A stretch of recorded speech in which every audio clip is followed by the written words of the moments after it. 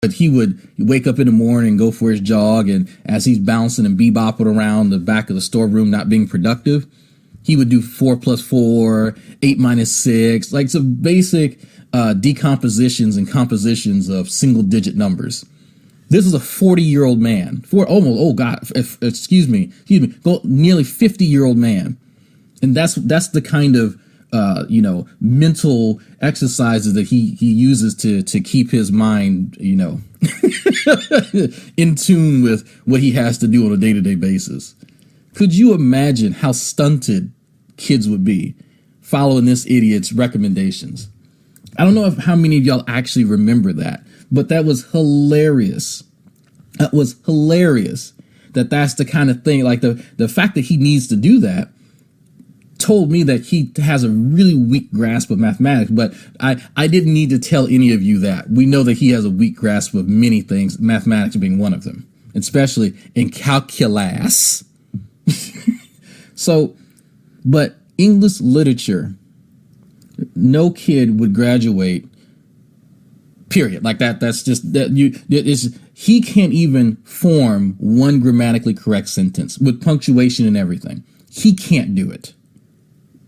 So imagine this guy who's giving recommendations. He's actually prescribing what type of atmosphere and what type of curriculum kids should be brought up in, but he himself cannot write or type one grammatically correct sentence. And I've challenged, and I made this a thing years ago. I said, if you want to challenge me to a debate, write out the request or type out the request and make it, grammatically correct, punctuation, the works.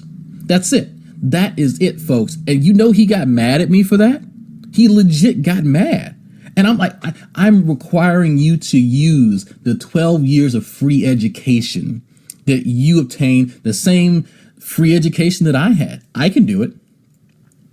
My grammar is horrible at times, but I have Grammarly. I have other things that I have several English teachers at my disposal. If I have an issue doing compound complex sentences, making sure that I have subject predicate agreement, make sure that I have independent dependent clauses where they should be in the correct punctuation, because I take time and I value not sounding like an idiot. That's very, very important to me, not sounding like, because unlike this idiot, me sounding like an idiot would actually hurt my life. I had to give a presentation yesterday on a paper that was laden with bioinformatics. And man, was that nerve-wracking. But I knew that not too many people in the class even knew what the fuck I was talking about. But being as confident as I am, I was very successful. Very, very successful. I only had one stumbling block, and that's where I knew I was going to stumble. But other than that, no one had the background to even remotely be able to correct me. But the reason I can put myself in such a precarious position, and I love alliteration for some reason, is because I force myself forward. I force myself to be better. I force myself in these situations where other people can't thrive, other people are averse to. But this idiot is the bottom of the fucking barrel. He can't compete even with grade schoolers. So him giving recommendations and prescriptions on how education should be, you need to be at the pinnacle. This is why people with PhDs run the schools, not 40-something-year-old men who can barely construct a sentence and who can't wash their own pee-pees. Why in the hell would anybody listen to this cretin about anything, much less education? He has none. I want to know, I'm pretty sure all of you want to know as well, why in the hell anyone would listen to him as far as education. There would be I would rather listen to a pedophile give me advice on childcare than listen to this guy give me any tips on education. He has no education. He's averse to education. He doesn't know what an education even looks like.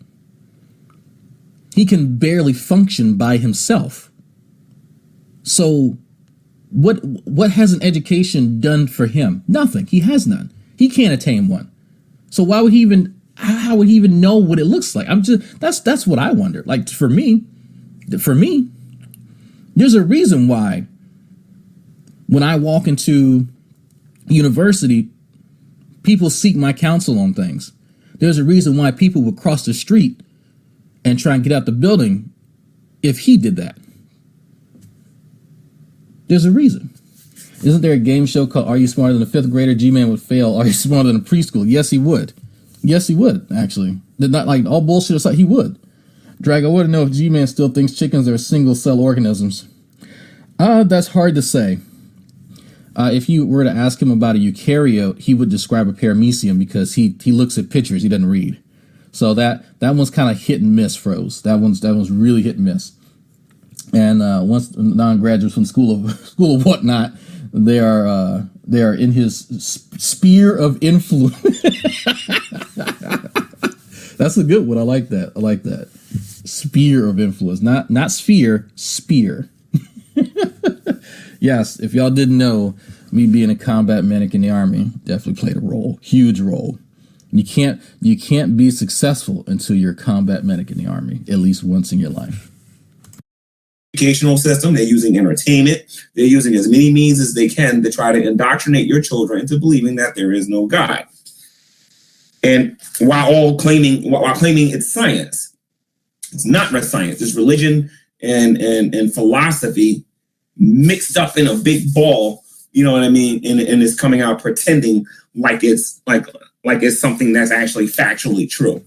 So wait, it's what in science? It's philosophy in science. So yes, and this is a key thing that you could tell that he really doesn't understand. Science is based upon philosophy. Like it was once, science and philosophy were once one field, and then it eventually diverged. But you have the entire methodology of scientific inquiry is itself a philosophy. But he's not even investigated that. He's not looked into the annals of how our current education system even came to be. So of course he wouldn't know any of this stuff. He wouldn't know. He doesn't take time. If it's not in a YouTube video form, he's not going to learn it. Probably why he's very unsuccessful in life, because you can't condense life skills down into a YouTube video. Unfortunately. If you don't believe me, just look at any video where one of us put their feet to the fire and challenged them on the whole topic of, Big Bang cosmology or evolution, or we put their feet to the fire. See, they have no problem putting your feet to the fire about whether or not God exists. They have no problem challenging your worldview about morality. They have no problem challenging you. They absolutely hate it. They absolutely loathe the idea of somebody putting their feet to the fire and having them actually having the where was this exchange their points? Because honestly, if I was wrong, they will be going to bring in evolutionists. They will be going to Nephilim free. Here we go. This is what he's getting at, folks. So again, and I love this. I love this notion that he likes to use. If he's wrong, then people should seek him and his little band of misfits out and correct them. And I'm not sure where this, I think it's because his parents coddle him or some stupid shit, but it shows you that he has this weird sense of entitlement. And I'm going to get into that sense of entitlement later. My mother taught me that this world don't owe you nothing. The only two things you got to do in life is be black and die. That is a verbatim quote from my mother. And she's right. That's the only thing that this world owes me. Period. Everything else I earn. But this guy has the audacity to believe that people owe him an audience. People you're obliged to waste their time entertaining the likes of people like Nephilim Free, like True, like himself. Like none of these people are even remotely close to me in any aspect.